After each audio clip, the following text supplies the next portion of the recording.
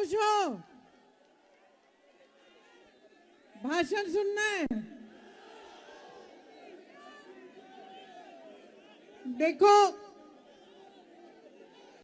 लंबा भाषण नहीं दूंगी क्योंकि भाई हैं, भाई बोलेंगे। सीधी सी एक बात है, आपकी आज की परिस्थिति और क्या आप देश की राजनीति को गहराई में समझ पा रहे हैं या नहीं समझ पा रहे हैं? मोटी मोटी बात यह है, आज जो परिस्थितियां हैं, अगर आप सोचें 2 साल पहले आई थी मैं, याद है आपको? यहाँ पे बहुत हुजूम था उस दिन, रात का समय था, आप सब आए थे मुझसे मिलने के लिए।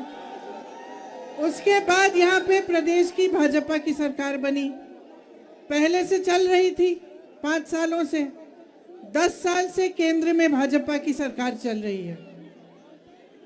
अब आप जब सरकार को देखते हैं कि 10 सालों से चल रही है और मीडिया के मेरे भाई बहन जो दिखाते हैं, तो आप देखते हैं कि कितने बड़े बड़े इवेंट हो रहे हैं। G20 हुआ कि नहीं हुआ? सबने कहा देश का मान सम्मान बढ़ रहा है इससे, और तरह तरह के इवेंट होते रहते हैं जिससे कहते हैं कि देश का मान सम्मान जुड़ रहा है और बन रहा है। ठीक है, हम भी देशवासी हैं, हम भी खुश होते हैं जब भी ऐसा कुछ होता है।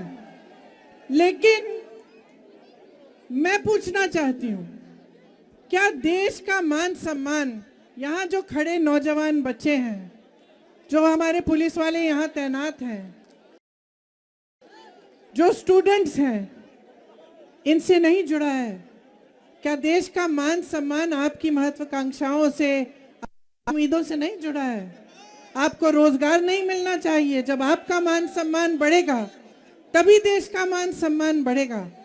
आप चाहे अग्निवीर को देखिए, इतने सारे बच्चे गांव-गांव में यूपी में वर्जिश करते हैं, तैयारी करते हैं सेना के लिए।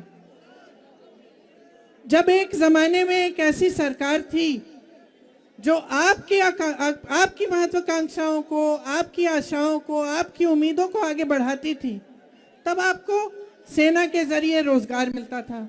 आज क्या हुआ है? अग्निवीर ले आए ना, वहां पे आपको रोजगार मिल रहा है। जहां PSUs में रोजगार मिलता था, वहां आप देखिए बड़े बड़े PSO बेच चुके हैं, अडानी जी को दे चुके हैं।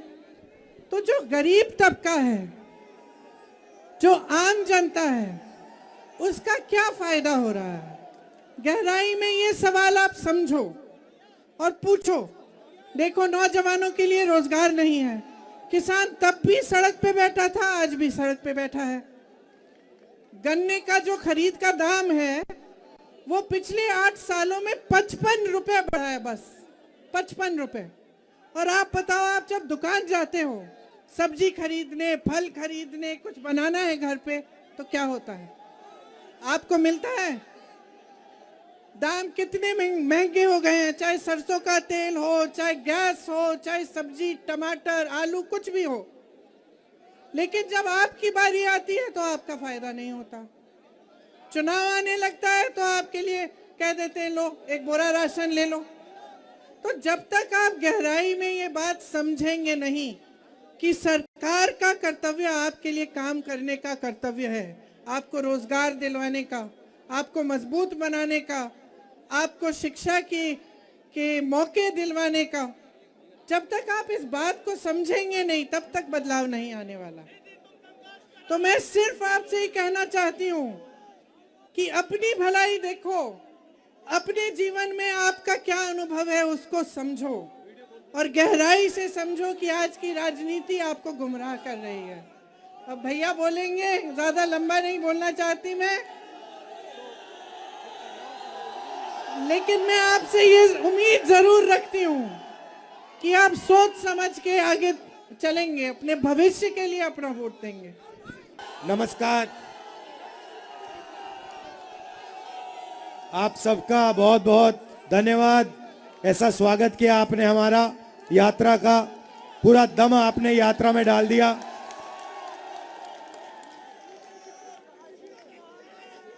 एक साल पहले हमने यात्रा शुरू की कन्याकुमारी से कश्मीर तक,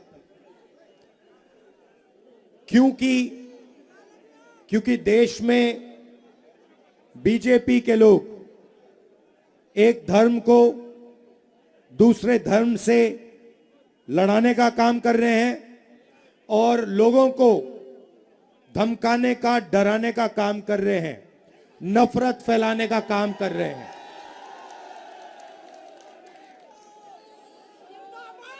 मैं आपसे पूछता हूं, अगर परिवार में लड़ाई होती है, भाई ठहर जाओ, अगर परिवार में लड़ाई होती है, एक भाई दूसरे भाई को मारता है, तो परिवार मजबूत होता है, कमजोर होता है? कमजोर होता है। तो अगर देश को कोई कमजोर करता है तो देशभक्त का काम क्या होता है? देश को बचाना, नफरत को मिटाना, डर को मिटाना, हिंसा को मिटाना। यही लक्ष्य भारत जोड़ो यात्रा का था। जो नफरत समाज में फैलाई जा रही है, उसके सामने यात्रा ने 4000 किलोमीटर, और सिर्फ मैं नहीं चला भाइयों और बहनों, लाखों लोग चले हैं। मीडिया में पूरा ब्लैकआउट कर दिया था, जैसे इस यात्रा को पूरा ब्लैकआउट कर दिया है। मगर देश के दिल के अंदर, आत्मा के अंदर, डीएनए के अंदर यात्रा का मैसेज गया, मोहब्बत का मैसेज गया, नफरत के खिलाफ मैसेज गया, और इससे देश मजबूत हुआ। जैसे ऐसी भीड़ है, वैसे ही यात्रा में मैं चल रहा था, भीड़ थी। एक व्यक्ति को मैंने देखा, उधर से आने की कोशिश कर रहा था, पुलिस वालों ने उसको मारा, गायब हो गया। फिर वो दूसरी साइड से आया, फिर पुलिस वाले जो रूट को बनाते हैं उन्होंने मारा उसको, फिर गायब हो गया। तीसरी बार मैंने उसको यहां देखा, पुलिस वालों को धकेल के, अकेला 10-15 पुलिस वालों को धकेल के मेरे सामने खड़ा हो गया पिछली यात्रा में, और कहता है सुनो, मेरे सामने आके खड़ा हो जाता है, ऐसे कहता है, मैं जानता हूं तुम क्या कर रहे हो, मैं जानता हूं तुम क्या कर रहे हो। मैंने कहा भाई इसको क्या हो गया? मैंने उसको बुलाया, मैंने कहा इधर आओ, थोड़ा रिलैक्स करो। फिर कहता है मुझे, मैं जानता हूं आप क्या कर रहे हो, आप नफरत के बाजार में मोहब्बत की दुकान खोल रहे हो। मतलब नारा हमने नहीं दिया, नारा भीड़ के दिल में से निकला है, और भीड़ और जनता समझ गई कि भारत जोड़ो यात्रा क्या करने की कोशिश कर रही है, भारत को जोड़ने की कोशिश कर रही है। अब पहली यात्रा में से एक सवाल उठा, और मैंने बहुत सारे लोगों से कहा, पूछा, देश में नफरत फैल रही है, और मैंने पूछा क्यों फैल रही है, इसका कारण क्या है? और मैंने ये सवाल हजारों लोगों से पूछा होगा, भाई नफरत फैलाई जा रही है, हिंसा फैलाई जा रही है, इसका कारण क्या है?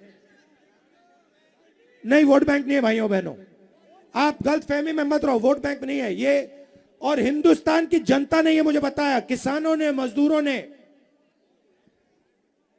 राहुल जी, हिंसा और नफरत का कारण अन्याय है। हिंदुस्तान के सब गरीब लोगों के साथ 24 घंटा इस देश में अन्याय होता है। किसान के खिलाफ अन्याय होता है, छोटे दुकानदार के खिलाफ अन्याय होता है, युवाओं के खिलाफ अन्याय होता है, सड़कों पे माताओं बहनों के खिलाफ अन्याय होता है। हिंसा का कारण, नफरत का कारण अन्याय है।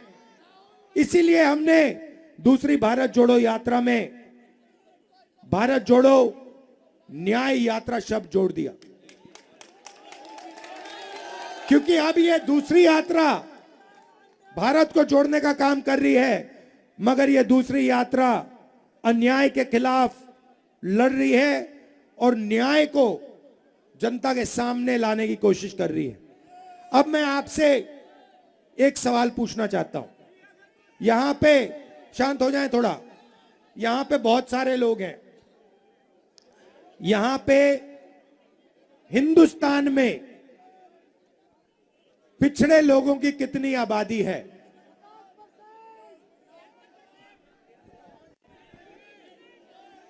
कितनी आबादी है? कितनी है?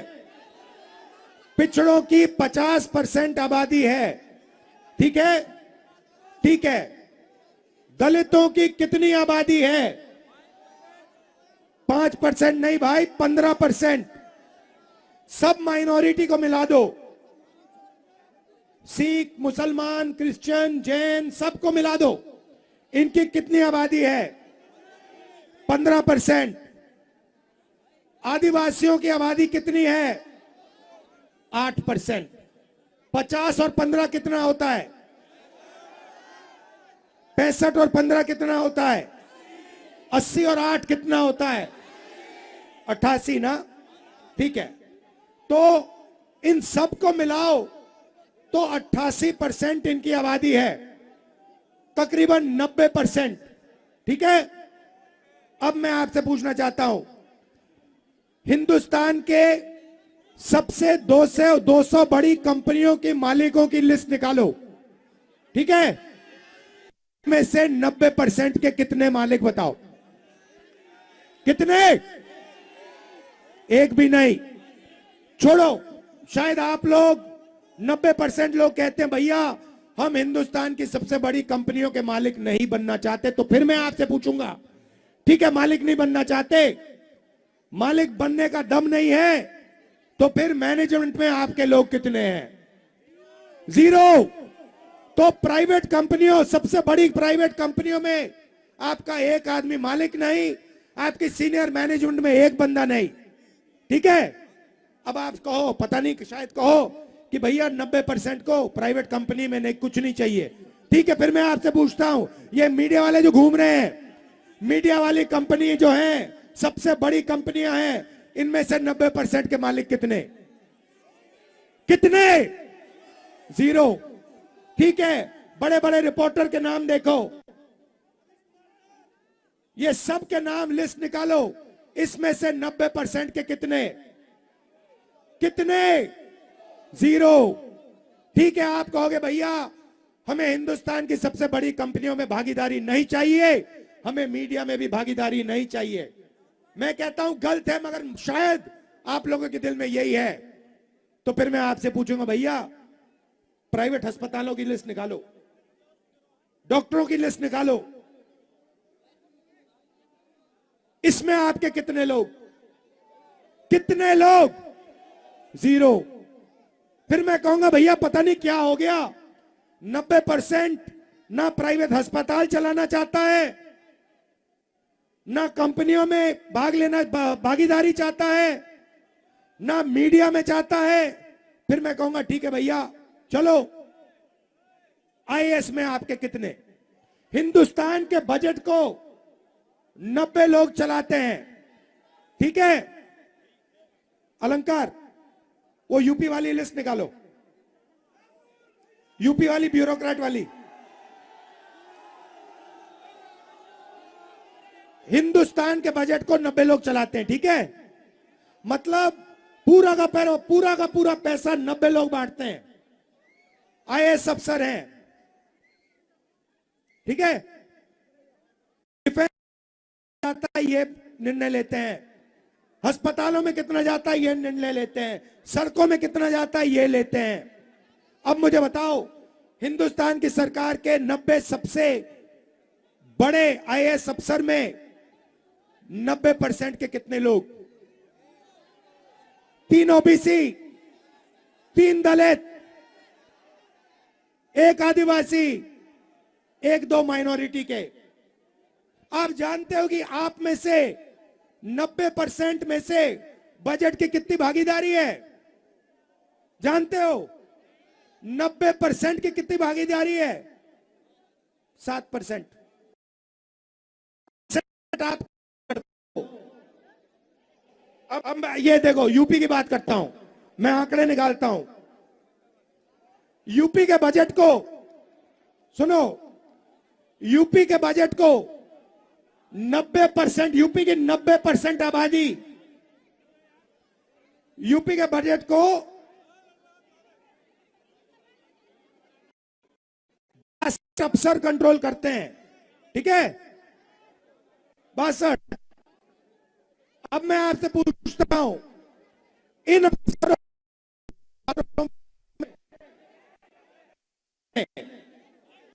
यूपी में बताओ, मैं आपको बताता हूं भाइयों, मैं बताता हूं, ओबीसी की भागीदारी यूपी के बजट में कम से कम आपकी भागीदारी 4%, 4%, ठीक है।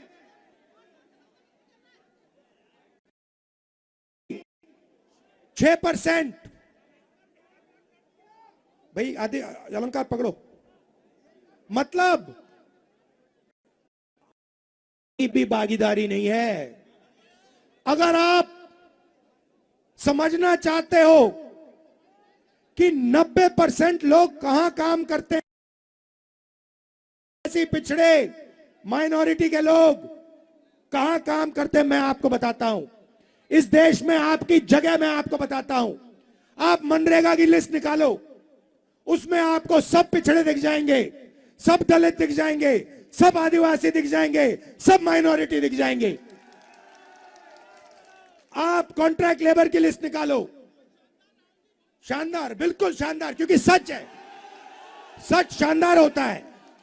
आप कॉन्ट्रैक्ट लेबर की लिस्ट निकालो, आप सफाई कर्मचारियों की लिस्ट निकालो, आप कॉन्ट्रैक्ट लेबर की लिस्ट निकालो, उसको देखो, उसमें आपको मिलेंगे दलित मिलेंगे, आदिवासी मिलेंगे, माइनॉरिटी मिलेंगे, पिछड़े मिलेंगे। यह सच्चाई है हिंदुस्तान की। बहुत बहुत धन्यवाद, क्योंकि मैं सच बोलता हूं। अच्छा, जेलों की लिस्ट निकालो। जेलों की लिस्ट में आपको पिछड़े मिलेंगे, दलित मिलेंगे, आदिवासी मिलेंगे, गरीब मिलेगा। एक अमीर व्यक्ति आपको हिंदुस्तान की जेल में नहीं मिलेगा। 16 लाख करोड़ रुपए नरेंद्र मोदी ने सबसे बड़े अरबपतियों का कर्जा माफ किया। मुझे बताओ, मजदूरों का कितना कर्जा माफ किया, किसानों का कितना माफ किया, बेरोजगारों का कितना माफ किया? 1 रुपया नहीं माफ किया। तो ये भाई और बहनों हो रहा है, 1% के हाथ में पूरा का पूरा है। एक बात मैंने नहीं कही, इसमें गरीब जनरल कास्ट के भी बेचारे लोग हैं, उनको भी कुछ नहीं मिलता, वो भी बैठे हुए देखते रहते हैं, ठीक है।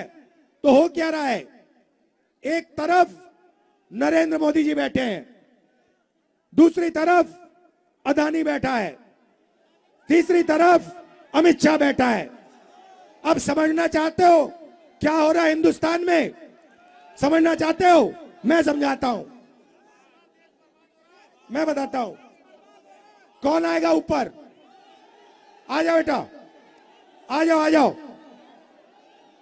आ जाओ, ऊपर आ जाओ।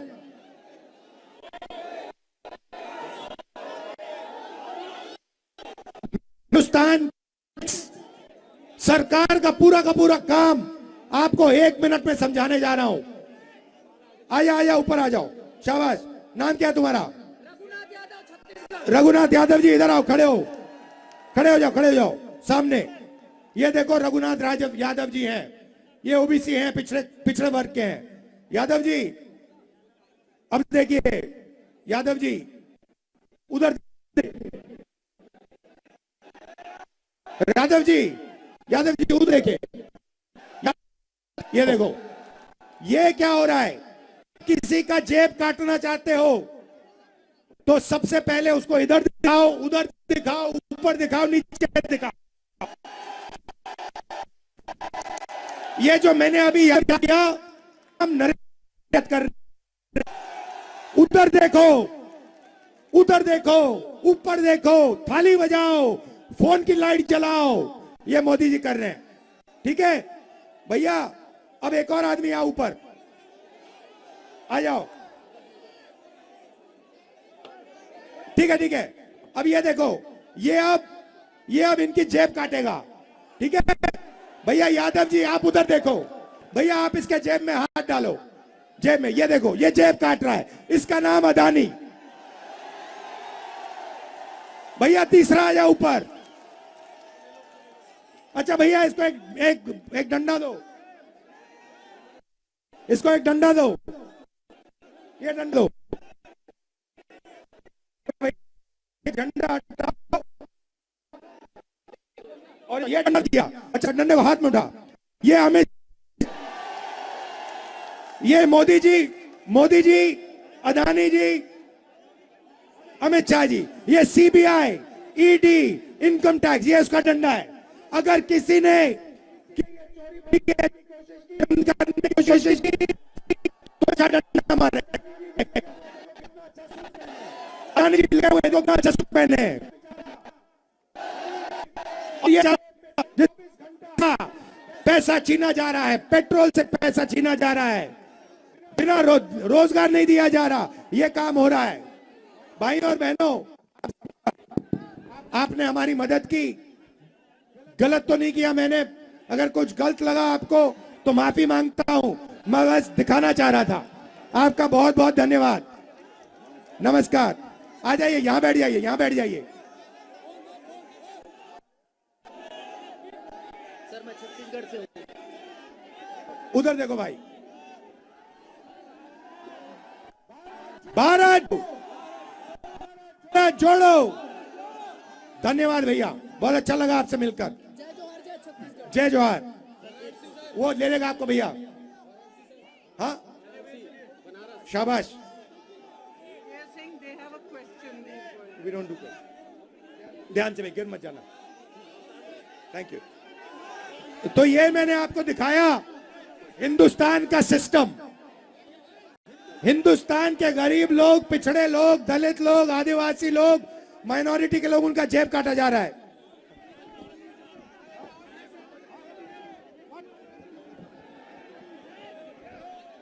जेब काटा जा रहा है। अब देखो, आखिरी बात आपसे कहना चाहता हूं। यहां पे ये जो पुलिस वाले बैठे हैं, सबसे पहले मैं आपका धन्यवाद करना चाहता हूं। आपने आज धक्के खाए और जो आपको धक्के लगे उसके लिए मैं माफी मांगता हूं। मगर ये जो है पुलिस वाले, भैया धकेलो मत भाई, दब जाएंगे।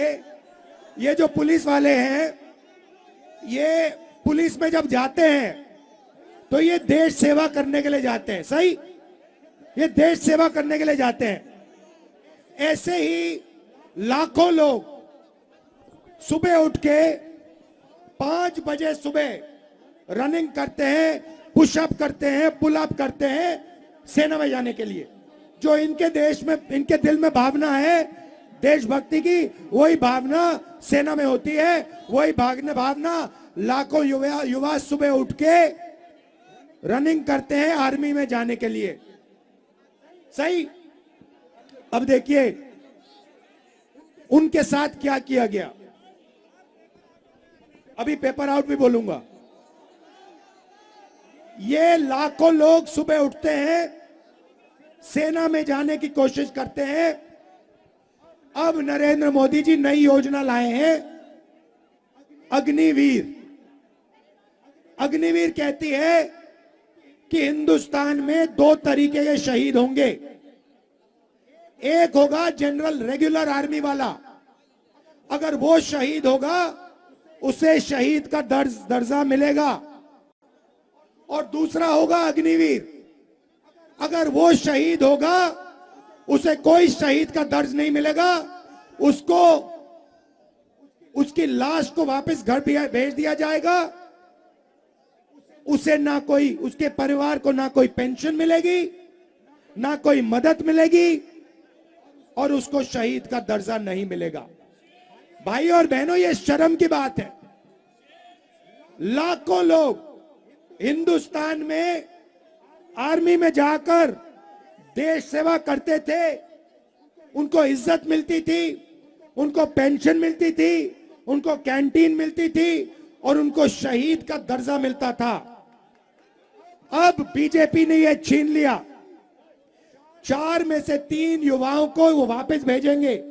और आप देख लेना, लिख के ले लो, वो जो वापस आएंगे ना, वो सारे के सारे जो अग्निवीर निकाले जाएंगे, वो सारे के सारे गरीब होंगे। उनमें से एक अमीर बंदा नहीं निकाला जाएगा।